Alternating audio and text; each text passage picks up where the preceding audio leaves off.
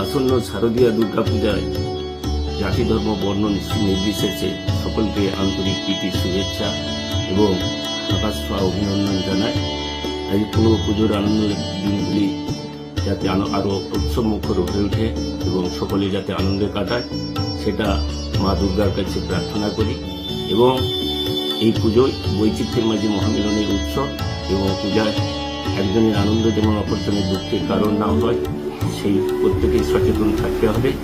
এবং পুজোয় আনন্দ উপভোগ করার জন্য যারা যানবাহন ব্যবহার করেন তারা দ্রুতগতিতে ব্যবহার করবেন না এবং শব্দ দূষণের ক্ষেত্রে যাতে প্রতিরোধ করা যায়, কেউ যাতে হৃদরোগে আক্রান্ত না হয় সে ব্যাপারেও সচেতন থাকতে হবে।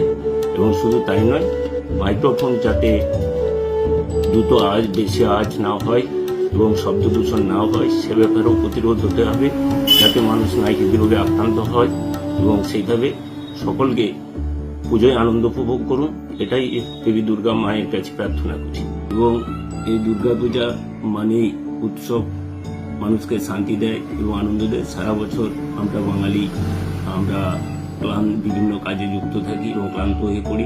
সেই ক্লান্তি দূর করার জন্য আমরা উৎসবে সামিল হই এবং কয়েকদিন অপেক্ষাও করি এই উৎসবের জন্য, কারণ অপেক্ষা আমাদেরকে আনন্দ দেয়। সেই আমরা পুজোয় মেতে উঠব এবং ভেসে উঠব। যারা বিদেশে আছেন, বিদেশের মাটিতে প্রবাসী বাঙালিরাও শারদীয়া দুর্গা পূজা উৎসবে মাতছেন। সকলের বিদেশের মাটিতে থাকলেও তাদেরকেও এই দুর্গা পূজার আন্তরিক প্রীতি শুভেচ্ছা বার্তা জানাচ্ছি। সেই সঙ্গে যে আসন্ন দীপাবলি, সেই দীপাবলিরও আন্তরিক প্রীতি শুভেচ্ছা অভিনন্দন অগ্রিম।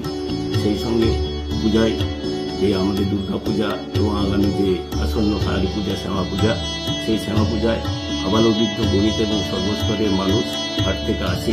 সকলের প্রতি আমার আন্তরিক শুভেচ্ছা এবং দুর্গা পূজা আনন্দে উপভোগ করুন। এটাই ঈশ্বরের কাছে, দেবী দুর্গা ও মা কালীর কাছে